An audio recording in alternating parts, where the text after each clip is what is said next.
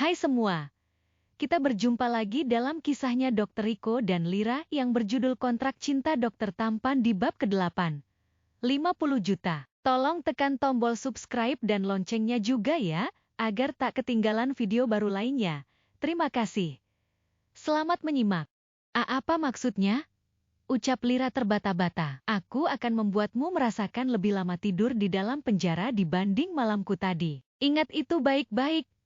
Ancam Wina. Riko dan Wina berlalu meninggalkan Lira yang masih mematung tak percaya pada apa yang baru didengarnya. Bagaimana mungkin seorang yang telah mencelakainya kemudian dibantu dengan uang senilai 50 juta, tapi kini malah mengancamnya. Kedua mata Lira mengerjap sambil menggelengkan kepalanya, berharap bangun dari mimpi buruknya, tapi yang hadir adalah kenyataan yang sebenarnya. Sungguh di luar dugaannya. Ketika kembali ke kamarnya, Lira tak kunjung melihat Riko. Bahkan sampai matahari tenggelam Riko belum juga kembali ke kamarnya. Lira bingung. Bagaimana cara memperoleh kembali uangnya yang diberikan pada polisi sebagai jaminan hak bebas Wina. Untuk menghibur hati, Lira menyusun rencana bisnis resort milik Pak Rizal, orang tua Riko. Lira membuka lowongan pekerjaan di beberapa posisi yang sangat dibutuhkan untuk mengembangkan resort itu. Dunia pariwisata merupakan dunia yang baru baginya, dan ini merupakan tantangan yang sangat menggugah seleranya. Beberapa orang pelamar bahkan sudah mengirim data diri mereka.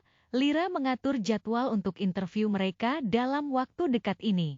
Ketika larut malam, Riko kembali dengan keadaan mabuk seperti beberapa hari yang lalu. Kini Lira meminta tolong pada satpam untuk merebahkan Riko di sofa. Lira tak ingin hal seperti kemarin terulang lagi. Sampai keesokan harinya, Riko masih bungkam. Tak ada sedikit pun kata yang terucap dari mulutnya, meski Lira telah menyiapkan hidangan untuknya di pagi hari. Tak lama setelah sarapan, Riko pergi tanpa pamit. Lira pun tak tahu kapan Riko meninggalkan kamarnya. Kebetulan hari ini, Lira telah membuat janji dengan pengusaha hotel lainnya. Lira sangat bersemangat ketika menerima ilmu baru dari rekan bisnisnya. Begitu banyak orang baik di sekitarnya yang mau membagi ilmu gratis padanya. Tinggal eksekusi yang mutlak harus dia kerjakan setelah menimba ilmu. Keesokan harinya, Riko masih bersikap dingin padanya. Riko hanya datang ketika telah larut malam lalu pergi setelah sarapan pagi. Kemana Riko pergi? Lira tak tahu dan tak ingin tahu,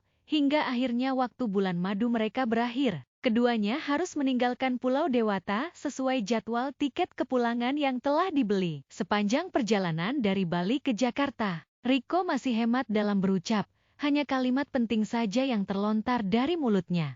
Riko, aku mohon ketika kita sampai di rumah nanti, tolong jaga sikap, jangan berlaku cuek di depan ayah ya.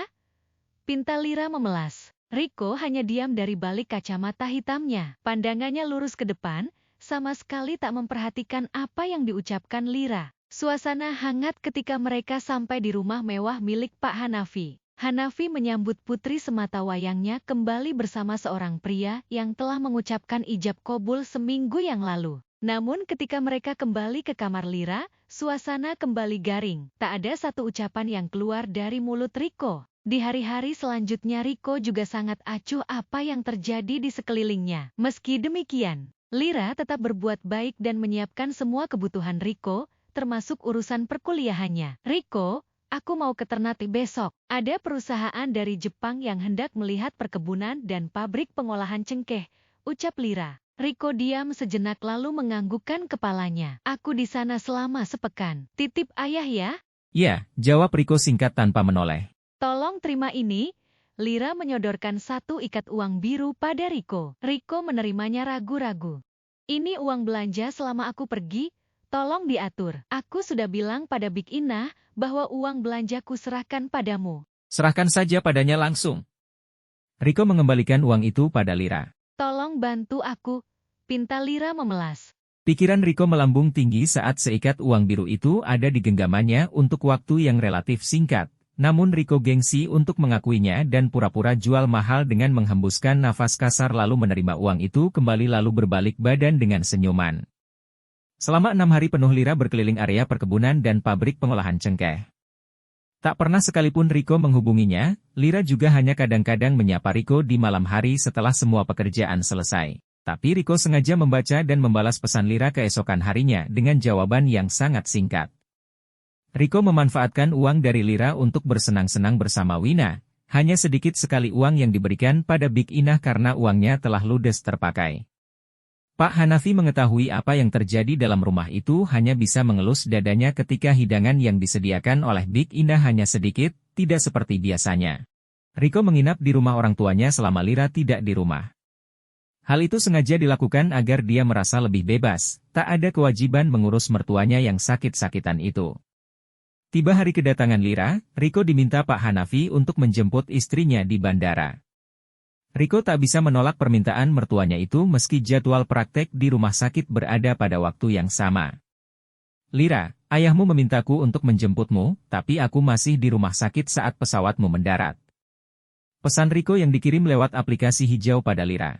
Oke, aku tunggu sampai jadwalmu selesai di rumah sakit. Selanjutnya kita pulang bersama ke rumah, agar ayah tak curiga. Lira menunggu berjam-jam di bandara, hendak berkeliling untuk menghabiskan waktu, tapi khawatir jika tiba-tiba Riko menjemputnya. Jadi Lira memutuskan untuk berpindah dari kafe satu ke kafe yang lain, sambil menulis rancangan berbagai pekerjaannya. Riko menelpon Lira saat lampu penerangan jalan sudah dinyalakan. Kamu di mana? Aku di kafe Gula Merah. Kamu di mana? Di parkiran. Kamu bisa ke sini sendiri, kan? Oke, tunggu aku di sana. Lira memindai seluruh mobil yang berada di parkiran terminal kedatangan. Tak ada mobil miliknya. Apa mungkin Riko berbohong dan sengaja mengerjainya? Dengan senyum kecut Lira berbalik. Rasa lelah menunggu lebih dari 5 jam di bandara, bukanlah perkara mudah. Hari semakin malam, kecewanya memuncak, ingin menangis tak bisa. Ingin berteriak, tapi tenggorokan terasa tercekat dan kering. Suara klakson motor dari belakang membuat Lira terkejut. Ternyata Riko menjemputnya dengan motor balap kesayangannya. Bikin kaget aja. Lira pura-pura merajuk. Ayo cepat naik. Jangan kebanyakan ngoceh. Koperku, bagaimana? Koperku, bagaimana? Lira memesan ojek online untuk membawa kopernya pulang.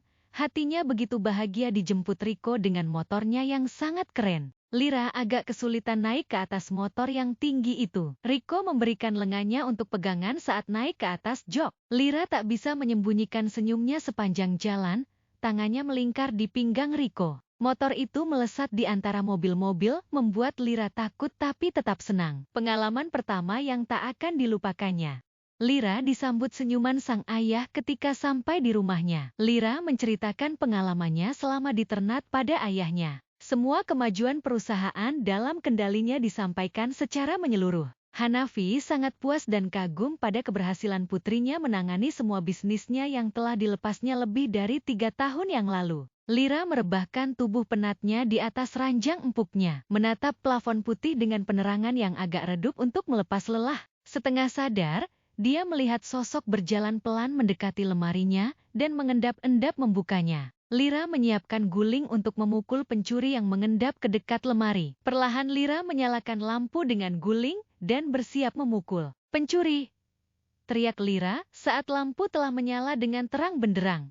Bersambung. Terima kasih telah menyimak kisah Dr. Riko selanjutnya dalam judul Kontrak Cinta Dokter Tampan. Tolong tekan tombol subscribe, like dan share agar kamu tak ketinggalan video lainnya.